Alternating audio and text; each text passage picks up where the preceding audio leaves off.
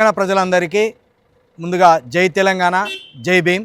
TDMA Telangana digital media association ఆధ్వర్యంలో ఈ digital మీడియాలో పనిచేస్తున్న జర్నలిస్టుల మీద తీన్మార్ మల్లన్న ప్రశ్నించినందుకు కేసులు నమోదు చేసిండు ఒక 5 డిస్టిక్లలో.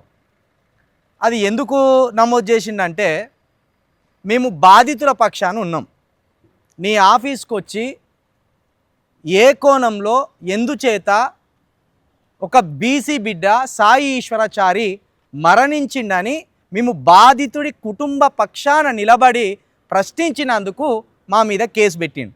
ఎవడన్నా బుద్ధిగాల్లోడు పెడతారా ఇట్లా కేసు? నేను లంగాన్ లేదు, దొంగన్ లేదు, నువ్వే కత్తులతోటి పొడిచినావని కూడా అనలేదు. మేమేమన్నాం? ఆయన నీ ఆఫీస్కి ఎందుకు వచ్చిండు? ఆయన భార్య ఆఫీస్కి వస్తే 20,000 ఇచ్చి ఆ వీడియోని ఇన్స్టాగ్రామ్లో కావచ్చు, నీ యూట్యూబ్లో కావచ్చు ఎందుకు వేసుకున్నావు?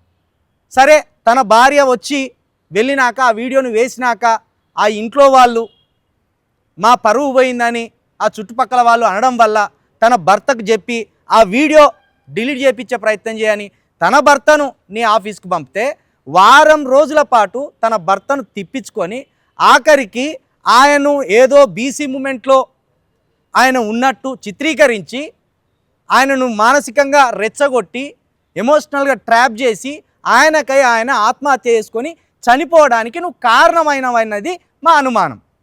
ఈ ప్రజాస్వామ్యంలో ఆ ప్రాణం ఎందుకు పోయిందని మేము అడగకూడదా? ఆయన ఎందుకు ప్రాణం తీసుకున్నాడని మేము అడగకూడదా? ఇది అడిగితే నువ్వు మా మీద కేసులు పెడతావా?